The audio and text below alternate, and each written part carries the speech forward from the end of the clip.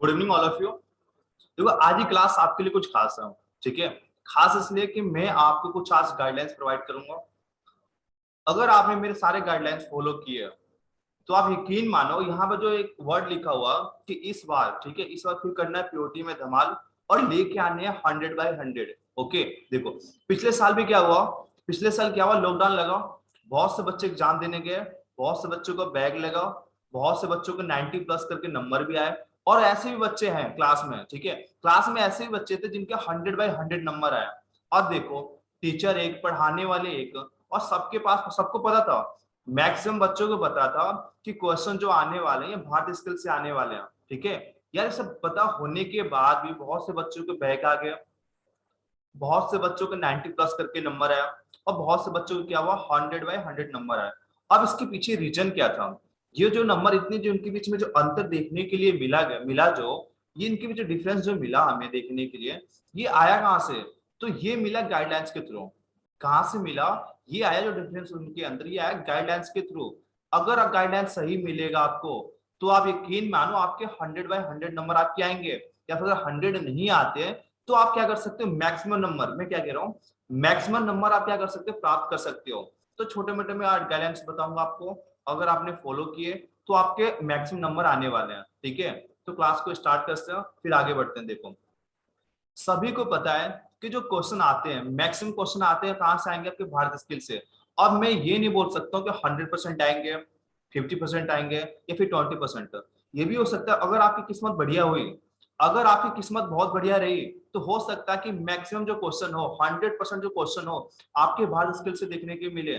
पर भाई मुझे ये बताओ, 200-300 क्वेश्चन है भारत स्किल के, क्या सारे क्वेश्चन आप याद कर सकते हो? नहीं कर सकते हो, कोई नहीं कर सकता। ठीक है, तो आपको क्या करना पड़ेगा, सारे क्वेश्चन को आपको समझने होंगे। ठीक है, अगर आपने सारे कॉन्सेप्ट जो यहाँ पे समझ लिया, तो आप सारे क्वेश्चन इजली तरीके से कर ले जाओगे। साथ ही साथ बहुत से बच्चे क्या करते हैं, जो लेटेस्ट पीडीएफ आती है भारत स्किल को, उसको सॉल्व करके आप जाते हो। जो पुरानी पीडीएफ है 2018 की, 17 की, 15 की, आप उसे सॉल्व नहीं करते हो, तो आप दूसरी गलती आप ये करते हो। तो हमें ये गलती नहीं करनी है।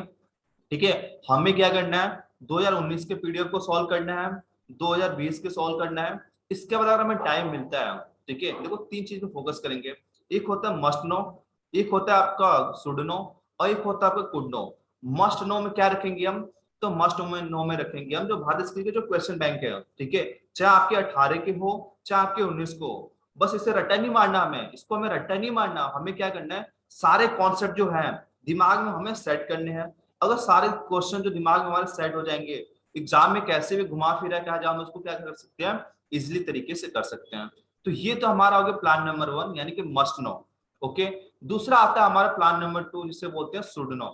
ठीक है, अब शुड नो में क्या होगा कि मान के चलो कि अगर यहाँ से क्वेश्चन आपके 50% आ गया, भारत स्किल से अगर क्वेश्चन 50% आते हैं, तो चांस ये है ना कि 50% जो क्वेश्चन आपके हैं, ये कहाँ से आएंगे, आपके सिलेबस के अकॉर्डिंग आएंगे। बात तो ये है।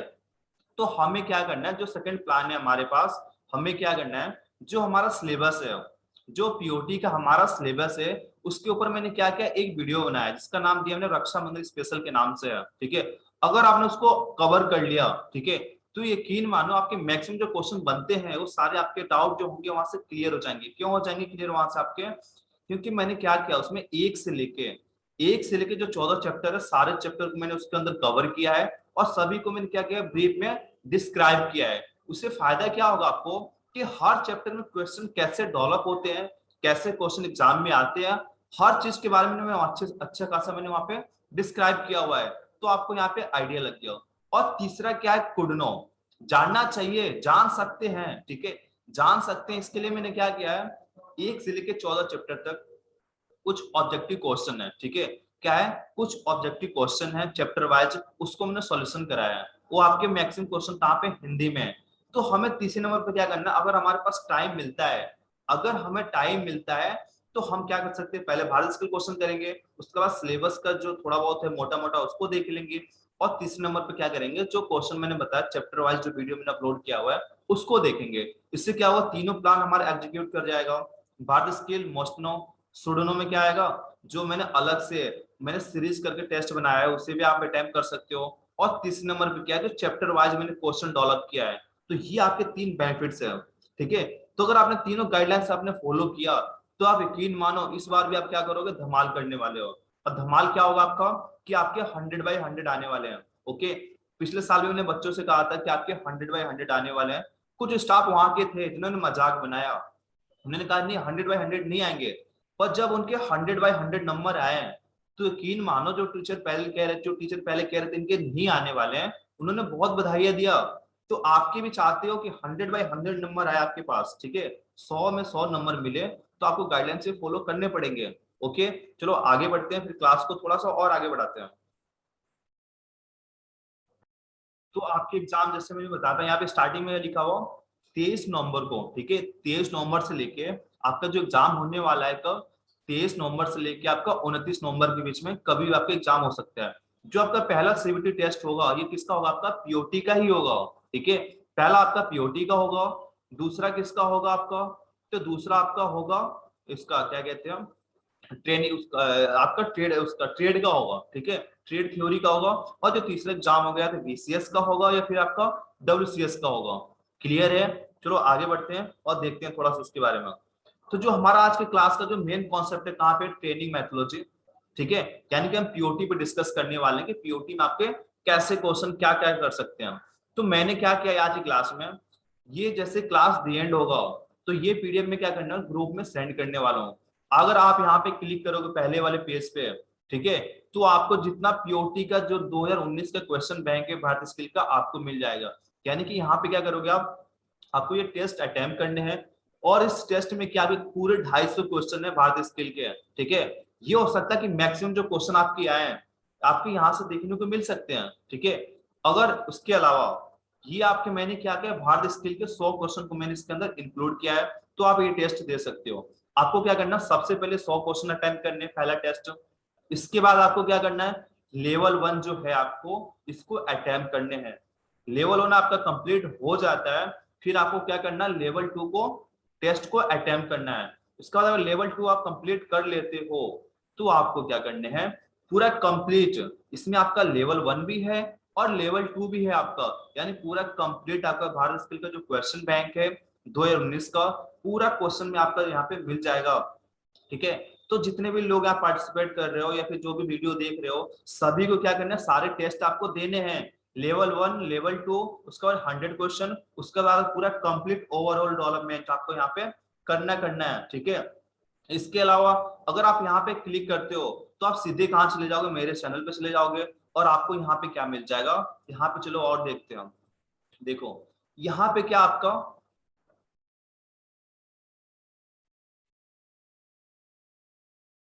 तो मैंने क्या किया था, तीन प्लान थे हमारे पास, मस्ट नो, शुड नो और कुड नो। तो मस्ट नो में भारत स्किल के क्वेश्चन बैंक करने हैं, और साथ ही साथ मैंने क्या किया इसका पूरा एक ही फोल्डर में मैंने क्या किया, पूरे भारत स्किल क्वेश्चन बैंक जो आपके 18 के हैं और 19 के हैं उसका सोल्यूशन मैंने प्रोवाइड किया है।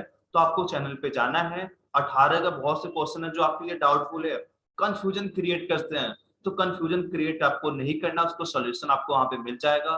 2018 का सोल्यूशन देखो, 2019 का सोल्यूशन देखो। उसके बाद जो तीसरा प्लान हमारे पास था कौन सा था, कुडनो, ठीक है, जान सकते हो आप, ठीक है, जानना नहीं चाहिए आपको। तो ये क्या हो जाएगा आपका, इसमें मैंने क्या किया, चैप्टर वाइज, ये देखो हमारा चैप्टर 1 चैप्टर 2 चैप्टर 3 चैप्टर 4 ऐसे करके सारे चैप्टर आपको वहां पे मिलेंगे। आपको क्या करना है, भारत स्किल खत्म करने के बाद जो रक्षाबंधन स्पेशल वीडियो है, ठीक है, आपको यहाँ पे ऊपर मिल जाएगा, यहाँ पे ब्रैकेट में मिल जाएगा, आप उसको यहाँ पे जाके देख सकते हो, ठीक है। तो तीनों प्लान हमें फॉलो करने हैं। चैप्टर वाइज देखने के बाद आपको क्या करना है, पुराने साल के पिछले साल के जो क्वेश्चन एग्जाम में जो जो 2017 का जो आपका टेस्ट पेपर हुआ था, ओके, 2017 में जो पीओटी का जो क्वेश्चन बैंक आया था उसको आप सोल्व करना है। पार्ट 1 का सोल्यूशन आपको यहाँ पे मिल जाएगा, पार्ट 2 का सोल्यूशन आपको यहाँ पे मिल जाएगा। इसके अलावा क्या हुआ आपका 2019, ठीक है, 2019 का क्वेश्चन बैंक तो नहीं बोल सकता मैं, जो एग्जाम हुआ था उसका कंप्लीट पूरा सोल्यूशन आपको यहाँ मिल जाएगा। पर आपको यहाँ पे क्लिक करोगे आप तो आप सीधे वीडियो पे चले जाओगे, यहाँ पे क्लिक करोगे सीधे वीडियो पे चले जाओगे, और यहाँ पे क्लिक करोगे भी तो आप सीधे वीडियो पे आपको चले जाओगे, ठीक है।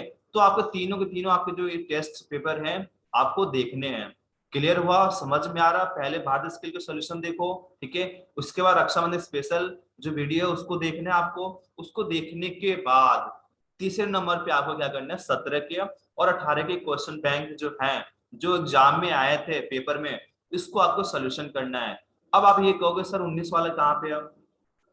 तो इन 19 का जो पेपर हुआ था कैसा हुआ था, सीबीटी टेस्ट हुआ था, सब ऑनलाइन हुए थे, और 90% नहीं 100% जो क्वेश्चन आए थे आपके, ये आपके भारत स्किल क्वेश्चन बैंक से आए थे। और भारत स्किल क्वेश्चन बैंक आपका 18 का भी था, 19 का भी था। जो दोनों को कवर करके गए थे, पूरे कॉन्सेप्ट को दिमाग में समझ के गए थे, ठीक है, उनका क्या हुआ, उनके मैक्सिमम नंबर बने। उनके क्या हुआ, उनके मैक्सिमम नंबर बने। क्यों बने भाई उनके? कि उन्होंने गाइडलाइंस को फॉलो किया। उन्होंने क्या किया, गाइडलाइंस को फॉलो किया।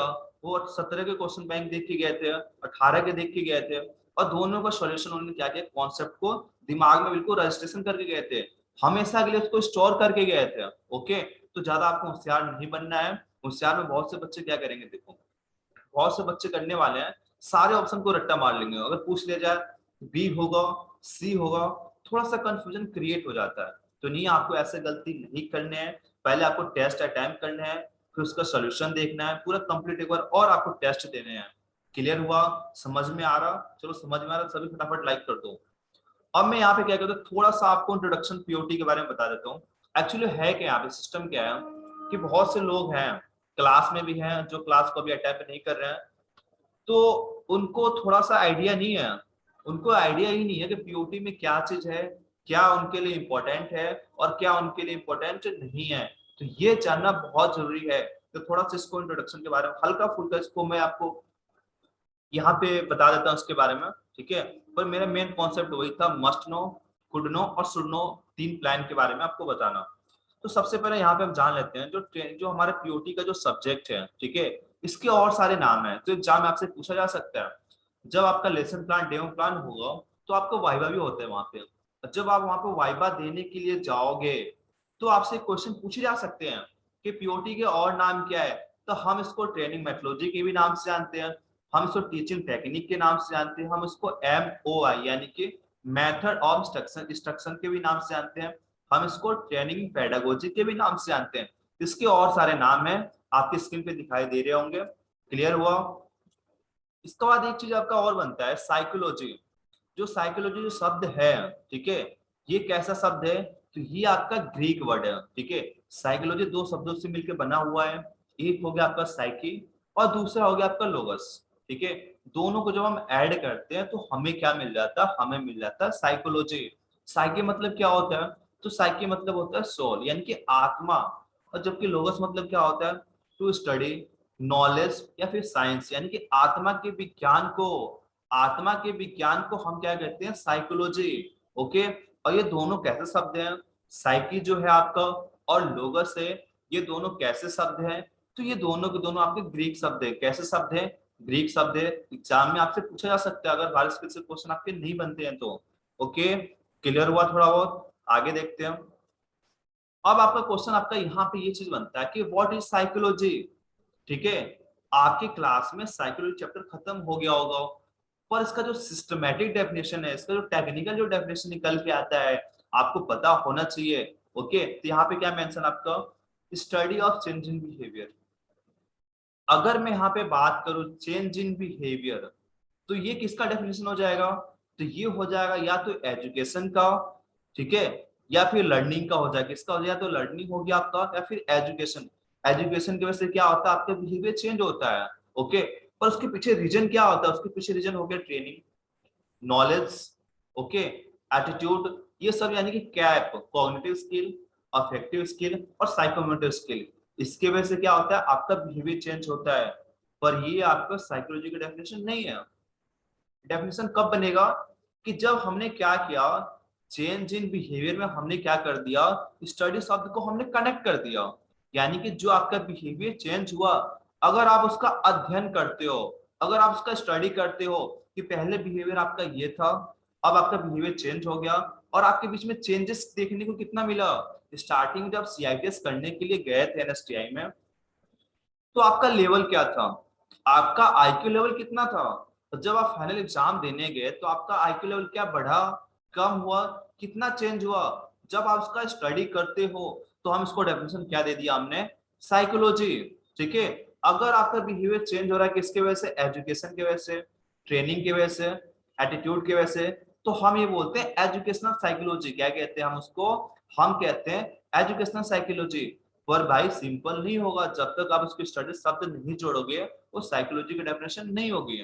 ओके, यानी क्या हो जाएगा, चेंज ऑफ, क्या हो जाएगा आपका, study of change in behaviour. अगर बिहेवियर आपका जनरल अवेयरनेस की वजह से चेंज हो रहा है तो जनरल साइकोलॉजी। अगर एजुकेशन की वजह से, ट्रेनिंग की वजह से, एटीट्यूड की वजह से आपका बिहेवियर चेंज हो रहा है और आप उसको स्टडी कर रहे हो तो क्या हो जाएगा, एजुकेशनल साइकोलॉजी।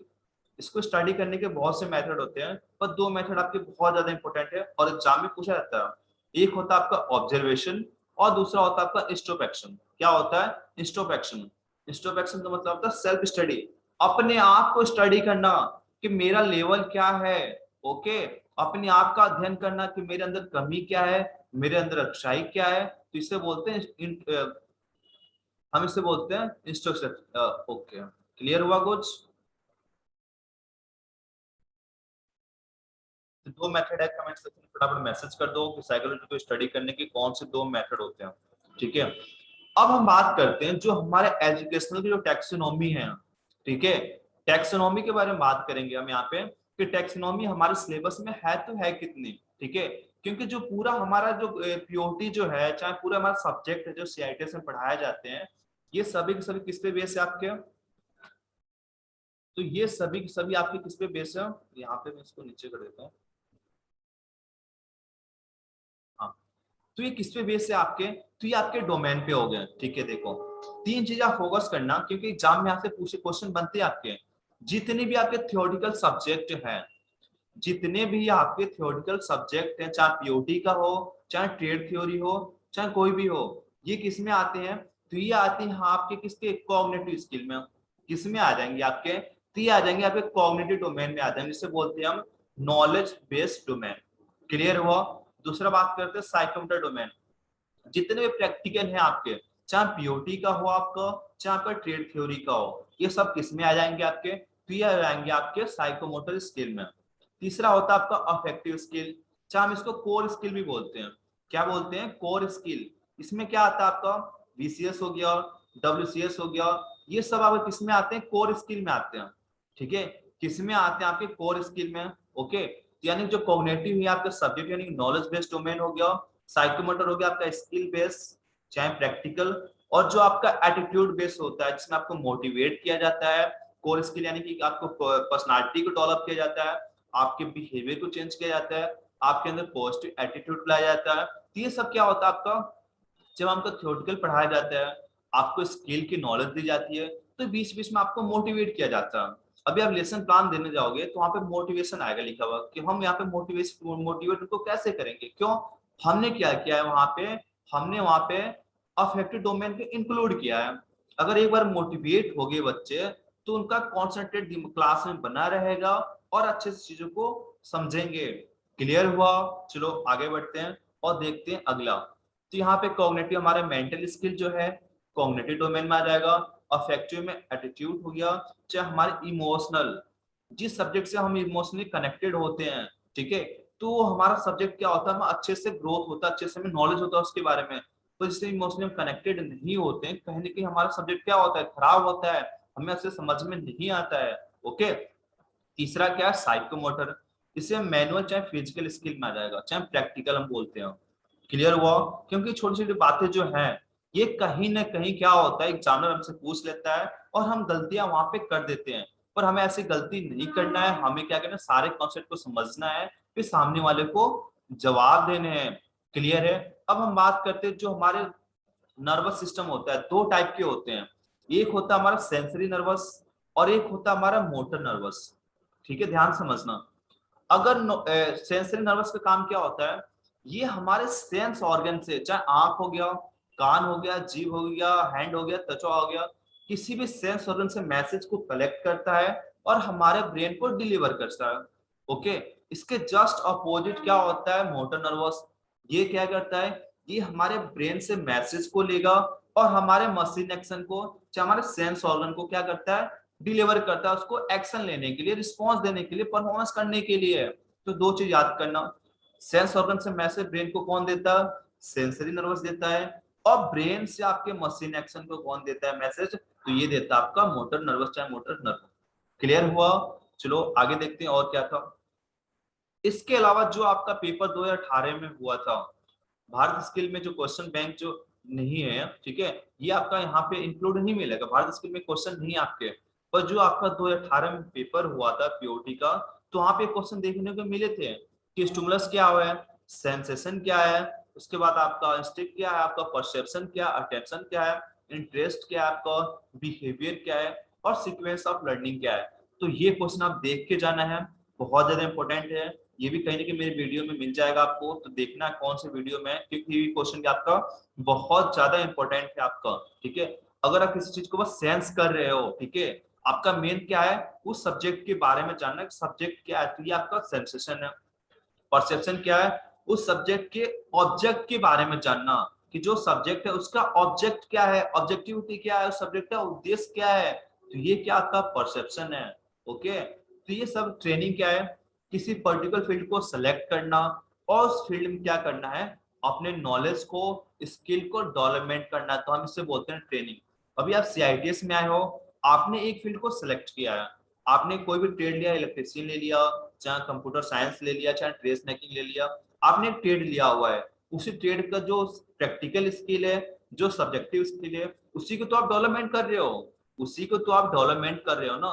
तो इस प्रोसेस को हमने क्या नाम दे दिया, तो हम इस प्रोसेस का नाम दे दिया ट्रेनिंग। क्लियर है? ट्रेनिंग का फुल फॉर्म, आप ट्रेनिंग के बारे में पूछा जा सकता है कि ट्रेनिंग का डेफिनेशन बताओ, तो आपको डरना नहीं है। इसके अलावा कुछ और क्वेश्चन यहाँ पे बन जाते हैं आपके, कि 5W+1S कहाँ यूज करते हैं, तो इसको हम करते हैं कम्युनिकेशन वगैरह में, सिलेबस एनालिसिस में कर लेते हैं, या फिर कम्युनिकेशन वगैरह में यूज करते हैं। जबकि 6W+1S का यूज कहाँ पे करते हैं, तो ट्रेनिंग में यूज करते हैं। इसको कहाँ पे करते हैं? ट्रेनिंग में। जो हमारे इंस्ट्रक्टर हैं, ये कौन सा रोल यूज करते हैं, तो ये करते हैं हमारा 6W+1S। ओके, पोस्ट कार्ड का फुल फॉर्म भी पूछ लेता है आपका, स्किल के कौन कौन से एलिमेंट होते हैं, टाइम स्पीड हो गया आपका, एक्यूरेसी हो गया आपका, और क्या हो गया आपका, वर्कमैनशिप, ठीक है। उसके बाद 6P, प्रेजेंटेशन में हम क्या करते हैं, हम 6P का यूज करते हैं। ओके, कि ये कब हमारी आवाज ज्यादा होनी चाहिए, कब नॉर्मल होना चाहिए, कब हमें सीक्वेंस में चलना चाहिए, तो हम प्रेजेंटेशन में क्या यूज करते हैं, 6P प्रेजेंटेशन यूज करते हैं, ठीक है। इसके बाद कौन कौन सा टीचिंग प्रिंसिपल हम यूज करते हैं, देखा होगा ना आपने, कि बहुत से टीचर हैं जो क्लास को इंटरेस्टिंग बनाते हैं, क्लास में एक माहौल क्रिएट करते हैं। हम माहौल को क्रिएट करने के बाद ही क्लास को आगे बढ़ाते हैं, जिससे बच्चा क्या होता है, उनके साथ सपोर्ट में खड़ा रहता है और पार्टिसिपेट करता है। पर बहुत से बच्चे ऐसे हैं, बहुत से टीचर ऐसे हैं जो आपको मोटिवेट नहीं करेंगे, आएंगे क्लास को स्टार्ट कर देंगे, चलता रहेगा क्लास, फिर आप उसमें बोरियत हो जाते हो, ठीक है। तो वहां हम क्या करते हैं, टीचर गलती है, तो जो टीचिंग के जो प्रिंसिपल है उनको यूज नहीं करते हैं। तो अगर टीचर आप बनते हैं फ्यूचर में, तो आपको टीचिंग के प्रिंसिपल जो है यूज करना ही चाहिए। ओके, इसके अलावा नीचे क्या है आपका, कि सिलेबस को जब एनालाइज करते हैं हम, तो कितने मेथड में एनालाइज करते हैं, तो सिलेबस को एनालाइज करने के हमारे दो मेथड होते हैं। एक होता है हमारा टाइम बेस्ड एनालिसिस, और दूसरा होता है सब्जेक्ट या फिर हमारा topic based analyse. Time based analyse क्या होता है, जैसे कि कोई भी आप एकेडमिक कोर्स कर रहे हो, सीआईटीएस कर रहे हो, आईटीआई कर रहे हो, टाइम से जाना है आपको, टाइम से आना है, आपका कोर्स पूरा फिक्स है, 1 साल का है चाहे 2 साल का है, ये आपका क्या हो गया, time based analysis. Topic based क्या हो गया, कि कोई टॉपिक आपने ले लिया, उसको आप रिसर्च कर रहे हो, जब तक आपका टॉपिक कंप्लीट नहीं हुआ, ओके, तब तक आप क्या करते हो, उसको आप रिसर्च करते रहते हो। तो जो हमारा टॉपिक बेस हुआ, ये हम रिसर्च वगैरह में यूज करते हैं। कहाँ पे यूज करते हैं, रिसर्च वगैरह में यूज करते हैं। इसके बाद आगे आगे क्या है, कंडक्टर।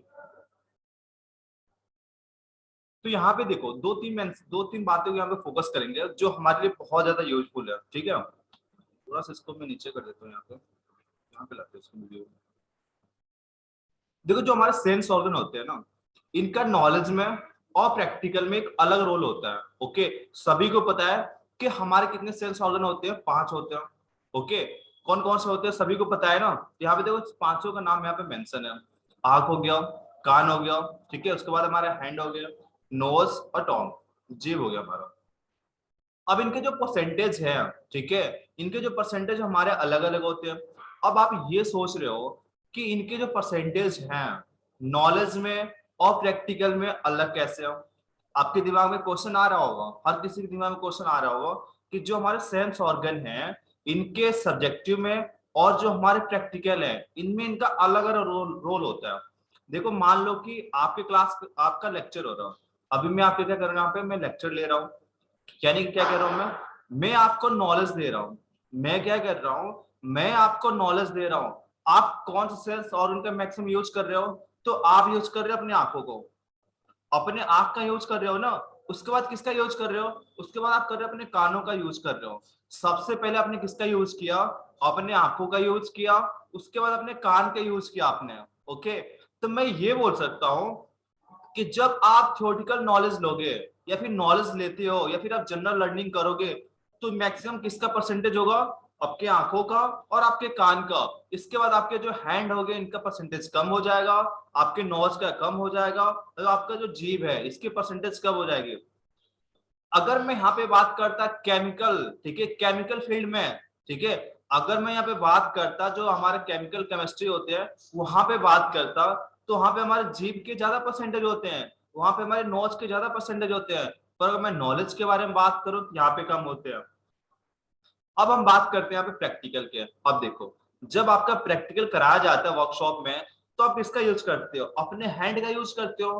किसी चीज को काटना हो, पीटना हो, जोड़ना हो, अगर इलेक्ट्रिशियन हो तो वायर को काटना है, मशीन को चालू करना है, डोर स्टार्टर स्टार्ट करने हैं। अगर आप लैपटॉप का यूज करते हो, सीएसएस से हो, तो कौन कौन से वहां पे कोडिंग है उस कोडिंग को आप टाइप करते हैं ना वहां पे, तो सबका अलग अलग रोल होता है। यानी कि प्रैक्टिकल किससे होता है, मैनुअली करते हो, किससे, मैनुअली अपनी फिजिकली हैंड से करते हो। तो सबसे ज्यादा परसेंटेज किसका हुआ, आपके हैंड का। कितना हो गया देखो, कुछ किताबों में डाटा अलग है, कुछ किताबों में डाटा अलग है, इसलिए मैंने दोनों यहाँ पे मेंशन किया हुआ है। करीब 60 से लेकर 30% जो है ये आपके हैंड का होता है, किसमें, प्रैक्टिकल में। जब आप प्रैक्टिकल करते हो तो उसके बाद आपकी आंखों का होता है, फिर आपके कान का होता है, उसके बाद आपके नोज का होता है, फिर आपके जीभ का होता है। तो ये परसेंटेज आपको याद कर लेना है। अगर आपको परसेंटेज नहीं आता है तो एग्जामिनर आपसे पूछ सकता है कि जब आप एक तरह से थ्योरेटिकल नॉलेज ले रहे हो तो कौन से सेंस ऑर्गन का मैक्सिमम परसेंटेज होगा, तो यहाँ पे हो जाएगा आपकी आंखों का। अगर प्रैक्टिकल ले रहे हो तो आपके हैंड का हो जाएगा। क्लियर हुए, एक चीज हमें ये चीज पता चला कि सेंस ऑर्गन का नॉलेज में अलग रोल होता है और प्रैक्टिकल में अलग रोल होता है। क्लियर हुआ, आगे देखते हैं। देखो, इसके अलावा कुछ हम लॉ ऑफ लर्निंग यूज करते हैं, ठीक है, लॉ ऑफ लर्निंग एग्जाम में पूछा जा सकता है। देखो ये चीज क्या होता है, अगर एग्जामिनर ने पूछा नहीं है, जब आप लेसन प्लान प्रेजेंट करोगे ना, तो अगर आपने ये चीज सारे यूज किया है वहां पे, तो एग्जामिनर देखेगा हाँ कि आपने पीओटी के जो आपके रूल रेगुलेशन है क्या आपने इसको यूज किया है अपने लेसन में चाहे डेमो में। अगर यूज किया है तो देखेगा, थोड़ा सा देखेगा हाँ लड़का मेच्योर है, सारे रूल रेगुलेशन को क्या कर रहा है, यूज कर रहा है। ओके, तो जो आपके लॉ ऑफ लर्निंग किसने दिया, थॉर्नडाइक ने दिया था। और उन्होंने क्या किया, जो लॉ ऑफ लर्निंग है दो भाग में डिवाइड किया। एक का नाम दिया प्राइमरी और दूसरे का नाम दिया सेकेंडरी। प्राइमरी में कितने नियम है आपके, 3 नियम हो गए, और सेकेंडरी में कितने होते हैं, पूरे 5 होते हैं। ओके, पहला आपका रेडियंस का नियम, दूसरा फ्रीक्वेंसी का, और तीसरा इफेक्ट का नियम। जो आपका इफेक्ट का नियम, इसके 2-3 नाम और है। हम इसको सेटिस्फेक्शन का नियम भी बोलते हैं, हम इसको प्लेजर और पेन का नियम भी बोलते हैं। ठीक है, जो चीज आपको खुशी देगी वो चीज आप अच्छे से सीखोगे, जो आपको दर्द देगा, अगर टीचर आपको पिटना स्टार्ट कर दे तो क्या वो आप याद करोगे, नहीं करोगे। ठीक है, जो अपने मस्ती से करोगे, इंजॉय करके सीखोगे, उसकी परसेंटेज ज्यादा होगी। अगर आपको जबरदस्ती कराया जा रहा है तो भाई उसकी परसेंटेज क्या कम होने वाली है। जो दूसरा फ्रीक्वेंसी के नियम, अभी क्या करते हो, कंटेंट जो आपको मिलता है बार बार उसका रिपीट करते हो, बार बार उसको याद करते हो, बार बार उसका रिवीजन करते हो, तो ये हो गया फ्रीक्वेंसी का नियम। रेडिनेंस के नियम क्या कहता है कि जब तक लर्नर सीखने के लिए तैयार नहीं है आप उसको सिखा नहीं सकते हो। जब तक जो लर्नर आप हो सीखने के लिए तैयार नहीं हो मैं आपको सिखा नहीं सकता हूँ। ठीक है, तो रेडिनेंस के नियम ही किस कहता है कि सामने वालों को सिखाओ, पहले उसको रेडी करो कि मैं क्लास में पढ़ा रहा हूँ आप रेडी हो जाओ। रेडी कैसे करोगे, मोटिवेट कर दिया, कुछ क्लास में माहौल बनाया, कुछ चुटकुले चाहे कुछ बातें ऐसे फनी की कि सामने वाला को जो ध्यान है आपके ऊपर आ गया। तो आपको रेडी करना, उनको प्रिपेयर करना है। ये आपके प्राइमरी नियम हो गए और ये आपके सेकेंडरी नियम हो गए। एटीट्यूड का नियम क्या कहता है कि आपने एटीट्यूड के अकॉर्डिंग आपका जो सीखने का जो परसेंटेज होता है आपका अलग अलग होता है। मल्टीपल रिस्पॉन्स का नियम क्या कहता है कि जब आपके सामने प्रॉब्लम आता है तो आप वहां पे मल्टीपल रिस्पॉन्स देते हो उसको दूर करने के लिए, पर जो रिस्पॉन्स उसको लिए यूजफुल हो उसको आप प्रॉपर आगे बढ़ाओ, जो रिस्पॉन्स सही नहीं है उसको आपको स्किप कर देना है। ओके, तो ये सारे सारे अलग अलग नियम हैं, आपको यूज करने ही होते हैं। क्लियर हुआ? एसोसिएशन के नियम क्या कहते हैं? चीजों को सीक्वेंस में जोड़ो, एक सीक्वेंस में। जैसे आप छत पे जाते हो जीने के थ्रू, छत पे जाते हो तो अलग अलग स्टेप में आप बढ़ते रहते हो, नीचे से 2 नंबर 3 नंबर 4 नंबर ऐसे बढ़ते हो। कुछ गेम वगैरह भी खेलते हो, एक लेवल से दूसरे लेवल पे जाते हो और दूसरे से तीसरे लेवल पे जाते हो, चीजों को आप कनेक्ट करते हो। क्या करते हो? चीजों को एसोसिएट करते हो, चीजों को कनेक्ट करते हो। जैसे क्लासिकल कंडीशन रिस्पॉन्स थ्योरी में क्या है, वहां पे घंटी को खाने के साथ एसोसिएट किया गया था। क्या किया गया था? वहां पे चीजों को एसोसिएट किया गया था।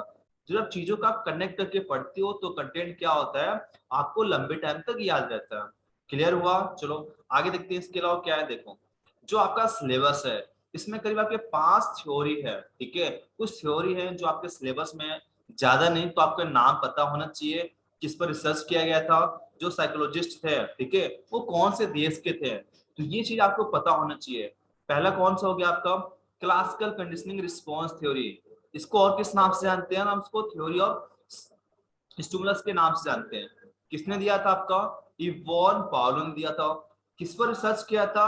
तो डॉग पे किया था। किस पे किया था? डॉग पे किया था। क्लियर यार? हम इसको सीआर थ्योरी के भी नाम से जानते हैं, और सबसे पुरानी थ्योरी कौन सी है हमारी? यही है। क्लियर है? उसके बाद जो दूसरी थ्योरी थी कौन सी आपकी? Trial and error theory. किसने दिया? थॉर्नडाइक ने दिया था। किस पे दिया?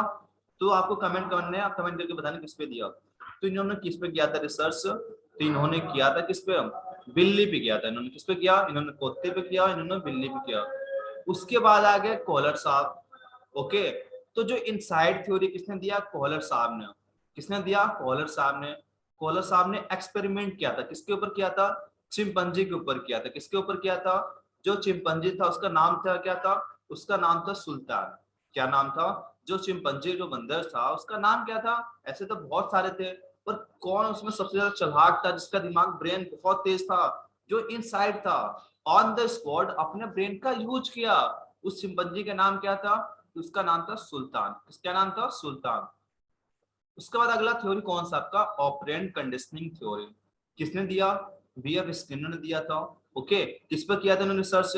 तो 1938 में इन्होंने किया था चूहे के ऊपर।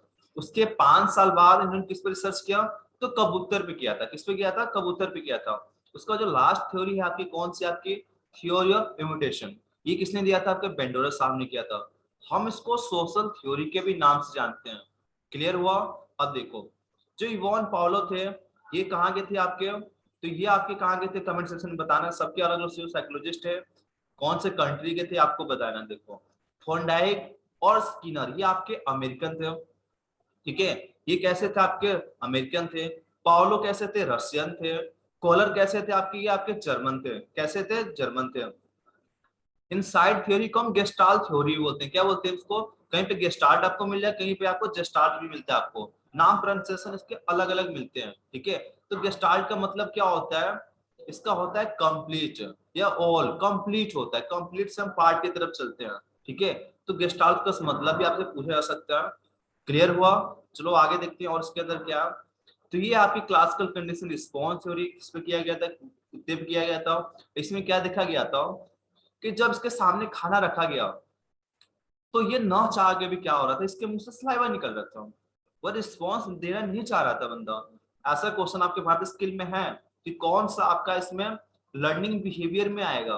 तो जो कुत्ते के मुंह से जो सलाइवा निकल रहा है, ये चाह नहीं रहा इसके मुंह से सलाइवा निकले, पर क्या हो रहा है? नेचुरल की वजह से निकल रहा है वो। ठीक है, तो क्या था आपका?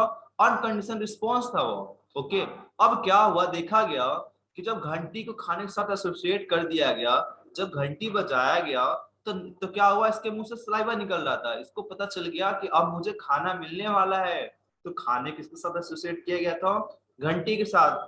अभी आपका लंच जब पीरियड होता है तो जो आपकी बेल बजती है, बेल तो बजती नहीं होगी, अगर 1 बजे आपको पता चल गया कि लंच टाइम हो गया, तो आपको पता चल जाता है कि हाँ 1 बजेगा तो मुझे खाना मिल जाएगा, 4 बजेगा तो छुट्टी हो जाएगा, और 9 बजेगा सुबह तो मेरी एंट्री होने वाली क्लास में। ये क्या है?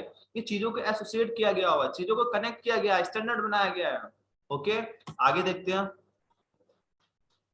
ये जो थ्योरी है आपकी क्लासिकल कंडीशन रिस्पॉन्स थ्योरी, जो इवान पॉलो थे उन्होंने कुत्ते पे किया था, यानी जानवर पे एक्सपेरिमेंट किया था। अब कुछ और साइकोलॉजिस्ट आए, उन्होंने क्या किया, इंसानों पे किया। और किसने किया इंसानों पे, उनका नाम क्या था, तो उनका नाम था वॉटसन। किस पे किया, अपने ही लड़के पे कर दिया। ये उनका लड़का है, अपने ही लड़के पे एक्सपेरिमेंट कर दिया। और लड़के का नाम क्या था, वो लड़का कुल 11 महीने का था। क्या नाम था उसका, अल्बर्ट नाम था उसका। और किसके साथ मिलकर एक्सपेरिमेंट किया, तो जो वॉटसन साहब थे, अपनी मैडम के साथ, रेनर के साथ मिलके क्या किया, अपने बेटे पे एक्सपेरिमेंट कर दिया। ठीक है, चीजों को एसोसिएट किया। जब उसके सामने खिलौना गया तो बच्चा खेल रहा था। अब उन्होंने क्या किया, खिलौने के साथ एक डरावनी आवाज निकाली। तो जब खिलौना उसके सामने आता था दोबारा तो डर गया। क्यों डर गया, अब उसे लगा कि मुझे सामने डरावनी आवाज आने वाली है। चीजों क्या किया उन्होंने, एसोसिएट कर दिया था। जो खिलौने के साथ खेल रहा था, अब क्या हुआ, उससे डरने लगा। क्यों डरने लगा भाई, क्यों, उसे लगा कि जब खिलौना मेरे पास आएगा तो ये डरावनी आवाज भी उसके साथ आएगी। ठीक है, तो जब चीजों का आदत पड़ जाता है आपको, तो आपको लगता है कि ऐसे ही होने वाला है। ठीक है, तो आदत मत डालो, आगे बढ़ो, आगे देखते हो। इसके अलावा जो मैंने बताया आपको दूसरा थ्योरी कौन सा आपका है, तो ये आपकी ट्रायल एंड एरर थ्योरी है। किस पे किया गया था, तो ये किया गया था बिल्ली पे। ठीक है, बिल्ली के सामने क्या किया गया, खाने रख दिया, मछली का टुकड़ा रख दिया गया। वो चाह रही थी उसे खाने के लिए, पर बाहर नहीं आ पा रही थी। बार बार ट्रायल कर रही थी, एरर हो रहा था, बार बार ट्रायल कर रही थी, गलतियां हो रहा था। पर उसने हार नहीं माना। जब उसने हार नहीं माना, तो क्या हुआ, रैंडम उसका पैर लीवर पे लगा, गेट खुला, बाहर गई और खा गई। ऐसे आपको हार नहीं मारना है, एफर्ट दिखाना है। जब एफर्ट दिखाओगे तो आपका जो टारगेट है 100/100 आपको मिलने वाला है। ओके, तो आपको भी ऐसे हार नहीं मानना है। इसके बाद जो टीचिंग लर्निंग एड्स है जो आपके मटेरियल हैं, ये आपके लिए बहुत ज्यादा यूजफुल होते हैं। अब यूजफुल कैसे होते हैं आपके, जो टीचिंग मटेरियल एड्स हैं, इनका रोल क्या होता है, देखो।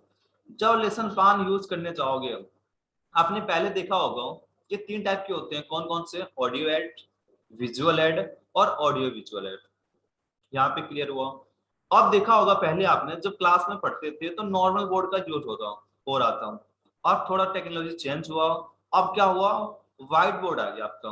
व्हाइट बोर्ड, अब क्या हुआ, स्मार्ट बोर्ड आ गया आपका। यानी क्या हुआ, टेक्नोलॉजी चेंज हो रही है। जो पहले विजुअल हुआ करता था, अब क्या हुआ, स्मार्ट टेक्नोलॉजी आ गया, यानी कि ऑडियो विजुअल आ गया।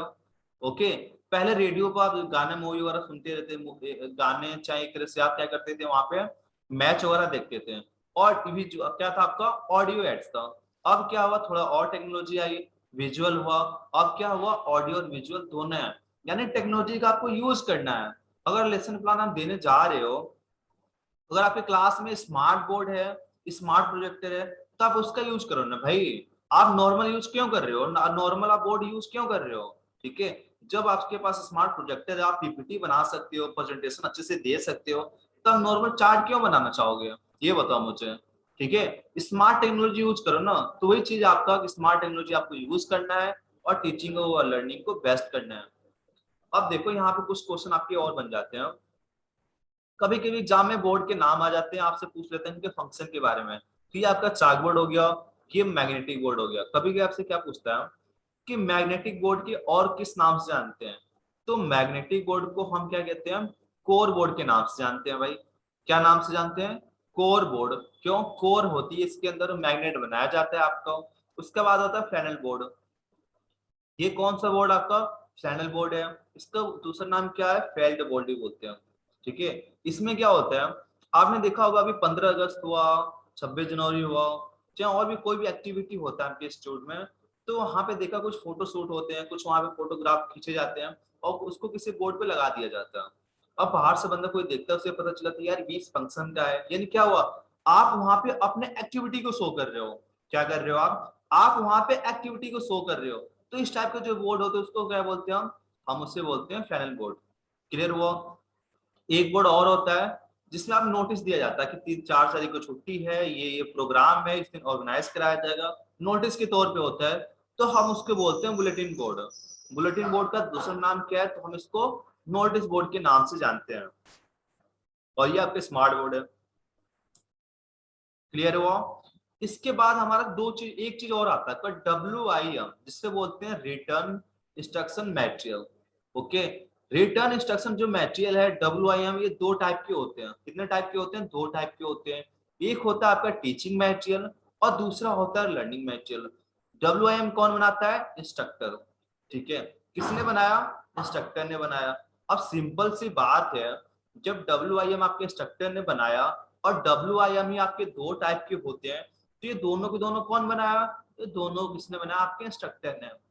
टीचिंग मटेरियल अपने पर्सनल यूज के लिए, जबकि लर्निंग मटेरियल आपके यूज के लिए, यानी ट्रेनर्स के यूज के लिए बनाया। ओके, तो लेसन प्लान, डेमो प्लान, ये जितने भी आपके दिखाई दे रहे हैं, ये सभी किसी भी आपके टीचिंग मटेरियल है, टीचर के यूज के लिए। और ये आपके लर्निंग मटेरियल किसके लिए है? ये आपके ट्रेनिंग्स के लिए है। किसके लिए है? ट्रेनिंग्स के लिए है। और दोनों को दोनों किसने बनाया? तो ये आपके इंस्ट्रक्टर ने बनाया। लेसन प्लान के साथ आप क्या यूज कर सकते हो? Information sheet. ओके, और डेमो प्लान के साथ ऑपरेशन शीट। अगर आपके पास ऑपरेशन शीट नहीं है तो आप यहाँ पे एक्सपेरिमेंट शीट भी यूज कर सकते हो। क्लियर हुआ? आगे बढ़े, चलो आगे देखते हैं और क्या है। वही कुछ क्वेश्चन यहाँ पे बन जाते हैं आपके, कि जब आप नॉलेज को स्किल के साथ जोड़ते हो, ये आपके सब्जेक्टिव थ्योरी हो गया, ये आपके प्रैक्टिकल हो गए, और ये आपका मोटिवेशन हो गया कि आपका बिहेवियर वहां पे क्या है, क्लासरूम में बिहेवियर क्या है। यानी कि ये आपका सब्जेक्टिव, ये आपका प्रैक्टिकल, ये आपका बिहेवियर। जब आपने दोनों को जोड़ा, इसके साथ मल्टीप्लाई किया, तो आपको क्या मिल जाता है? आपको मिल जाता है परफॉर्मेंस। कि आपकी परफॉर्मेंस क्या थी वहां पे, क्या आपकी परफॉर्मेंस क्या थी। अगर आप दोनों को जोड़ते हो तो आपको मिलता है कॉम्पिटेंसी, और दोनों को मल्टीप्लाई करते हो तो मिलता है एबिलिटी। ठीक है, तो यहाँ से क्वेश्चन आपके अलग अलग बन जाते हैं। ITOT, ओके, ITOT का फुल फॉर्म भी पूछ लेते हैं आपसे कि ITOT का फुल फॉर्म क्या होगा। ओके, जो NSTI वाले बच्चे हैं वो ITOT का फुल फॉर्म ज्यादातर याद नहीं रहता। ठीक है, तो इसका फुल फॉर्म क्या हो जाएगा आपका? Institute for training of trainers. ठीक है, यहाँ ट्रेनिंग नहीं होगा, यहाँ पे क्या होगा? आपका ट्रेनर होगा। क्लियर हुआ? इसके अलावा और क्वेश्चन क्या है आपका? यहाँ पे क्वेश्चन और क्या बन जाता है आपका? यहाँ पे देखो, यहाँ पे क्वेश्चन क्या बन जाता है आपका, कि भारत में महिलाओं के लिए जो आपका ट्रेनिंग फैसिलिटी है, स्किल ट्रेनिंग जो फैसिलिटी है, उनको बढ़ाने के लिए कौन सी उस संस्था का नाम बताओ जिन्होंने क्या किया है, जो वुमेन्स हैं उनकी ट्रेनिंग, स्किल ट्रेनिंग की फैसिलिटी को बढ़ाया है। ठीक है, तो क्या है वो आपका? वो आपका NSTI है। क्या है आपका? वो आपका NSTI है, जिन्होंने क्या किया कि लेडीज को थोड़ा सा ग्रोथ करने के लिए, स्किल डेवलप करने के इनके ऊपर फोकस किया गया है। जैसे कि आपको अलग अलग ट्रेड से कराया जाता है ना, कौन कौन से ड्रेस मेकिंग हो गया, फैशन डिजाइनर हो गया, और भी बहुत से ट्रेड हैं जिससे आपको ग्रोथ कराया जाता है वहां पे। ओके, उसके बाद आपके सिलेबस में क्या, मोटिवेशनल थ्योरी भी है बहुत सारी। तीन यहाँ पे आपके सामने हैं, कौन कौन सी है? मैस्लो की हायरार्की ऑफ नीड्स थ्योरी, दूसरा कौन सा है? मैकलैंड थ्योरी ऑफ नीड्स, और तीसरा कौन सा है? एडकिंसन थ्योरी ऑफ अचीवमेंट। मैस्लो में पूरे आपके 5 लेवल होते हैं। हम इसको 5 नीड्स ऑफ थ्योरी के भी नाम से जानते हैं। मैकलैंड की जो थ्योरी है इसमें आपके 3 नीड्स हैं, इसको हम 3 नीड्स ऑफ थ्योरी के भी नाम से जानते हैं। क्लियर हुआ? जिसको नाम पता है इनका कमेंट बॉक्स में फटाफट नाम कर दो, नाम लिख दो कि मैस्लो की हायरार्की नीड्स थ्योरी के 5 लेवल कौन कौन से हैं, और मैकलैंड थ्योरी की जो नीड्स है इसके 3 नीड्स कौन कौन से हैं। क्लियर हुआ? ओके, ये नियम क्या कहता है कि हम चाहते हैं कि हमेशा मोटिवेट रहें, तो हमें लाइफ में मोटिवेट रहने के लिए 5 चीज की जरूरत है, और पांचों चीज क्या होनी चाहिए? बिल्कुल सीक्वेंस में होनी चाहिए। ओके, जबकि मैग्नेट सामने कहा ऐसा नहीं है, हमें लाइफ में मोटिवेट रहने के लिए बस 3 चीज चाहिए, सीक्वेंस में हो चाहे ना हो कोई फर्क नहीं पड़ता, हमें तो भाई 3 नीड्स चाहिए। कौन कौन से चाहिए? तो नीड्स ऑफ एफिलिएशन, अचीवमेंट, और कौन सा चाहिए? तीसरा आप कमेंट सेक्शन में मैसेज कर सकते हो। ओके, कौन कौन से 3 नीड्स कौन कौन से चाहिए जल्दी, और 5 भी बताओ और 3 भी बताओ।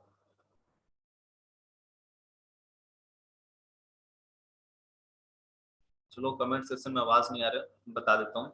तो ये आपके 5 नीड्स होगी, कौन कौन सी होगी? पहला आपका हो गया फिजियोलॉजिकल नीड्स, दूसरा सेफ्टी नीड्स, और तीसरा लॉ लॉ नीड्स, स्टीम, और पांचवा आपका सेल्फ एक्चुअलाइजेशन नीड्स।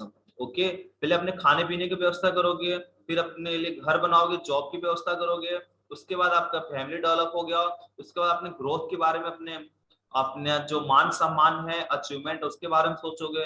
फिर सोचोगे यार जो मेरा जो जिंदगी है, क्या मेरा जन्म बस खाने पीने के जॉब करने के लिए हुआ है या कुछ और करने के लिए हुआ है, अपने आप को यहाँ पे जानने की कोशिश करोगे। ठीक है, 3 सब बताओ फटाफट। उसके बाद ब्लूम्स टैक्सोनॉमी। ब्लूम्स टैक्सोनॉमी का जो 3 भागों में बांटा गया है, कॉग्निटिव, अफेक्टिव, साइकोमोटर। जो आपका कॉग्निटिव डोमेन है, ओके, तो ये आपके जो दिखाई दे रही है आपके कॉग्निटिव डोमेन्स के हैं।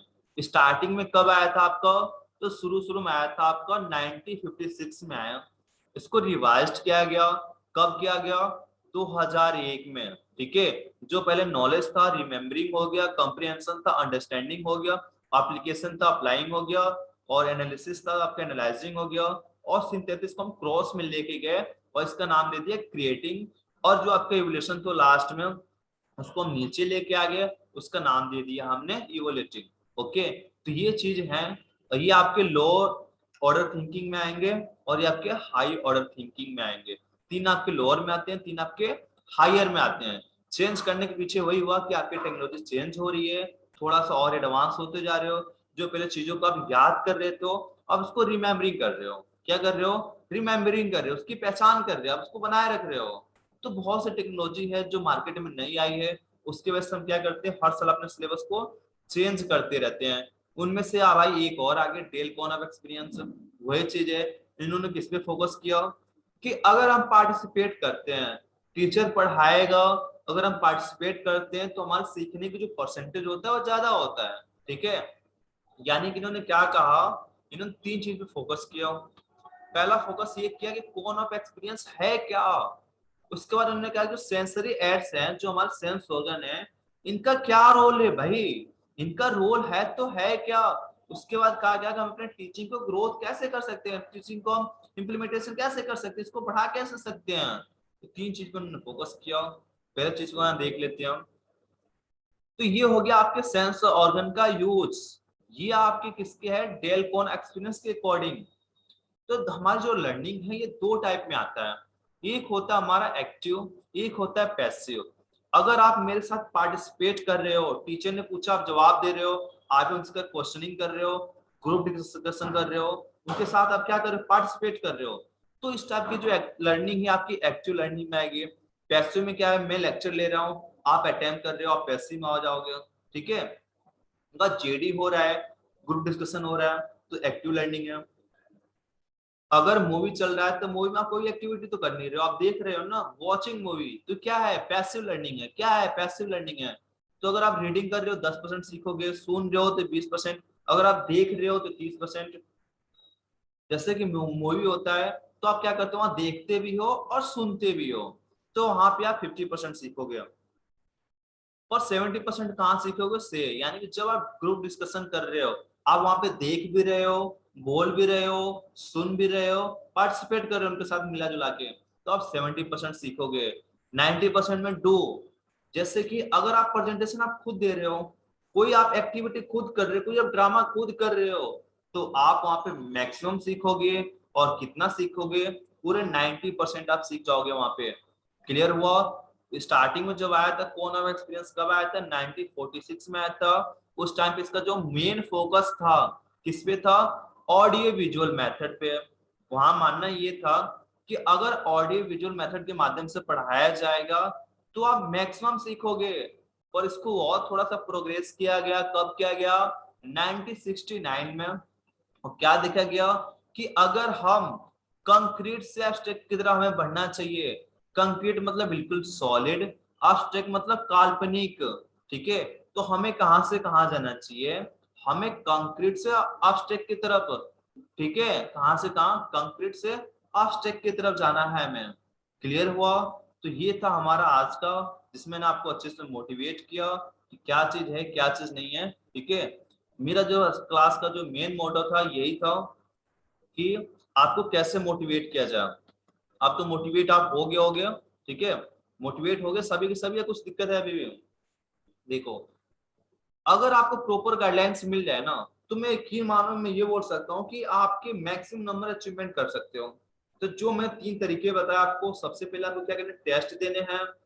जो भी क्वेश्चन अगर डाउट है चैनल पे सारे वीडियो अपलोड है भारत स्किल के 2018 के भी और 19 के भी, दोनों का सोल्यूशन देखो। उसके बाद पूरा कंप्लीट ओवरऑल भारत स्किल का जो क्वेश्चन बैंक है 18 का भी और 19 का भी फिर दोबारा सॉल्व करो।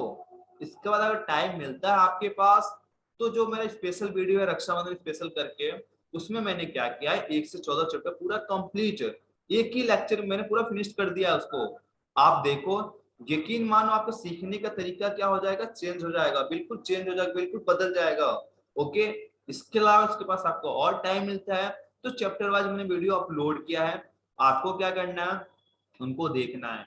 कल की क्लास में मैं क्या करने वाला हूँ, मैंने क्या किया सीरीज पीओटी का सीरीज 1 से लेकर 10 तक यानी कि 500 क्वेश्चन का मैंने बनाया है। आपको क्या करने वाला हूँ कल की क्लास में, उनको एक पीडीएफ में सारे क्वेश्चन बैंक डाल के मैं आपको दे दूंगा। आपको एक एक टेस्ट क्या करना, रोज चाहे 1 दिन कर लो, चाहे 2 दिन कर लो, 4 दिन कर लो, आपके ऊपर डिपेंड करता है कि आप कैसे करते हो उसको, ठीक है ना। तो मैं उसको पूरा 10 सेट आपको वहां पे प्रोवाइड करने वाला हूँ जो आपके लिए बहुत सफिशिएंट होगा एग्जाम के तौर पे। ओके, अगर क्लास आपको अच्छी लगी फीडबैक जरूर देना, क्लास नहीं अच्छी लगी तो अपना राय जरूर देना, ठीक है। इससे ये पता चलेगा कि मैं और थोड़ा सा और ग्रोथ कैसे करा सकता हूँ आपके जो लर्निंग है उस चीज में। क्लियर है? तो आज के लिए इतना रखते हैं। जय हिंद, जय भारत।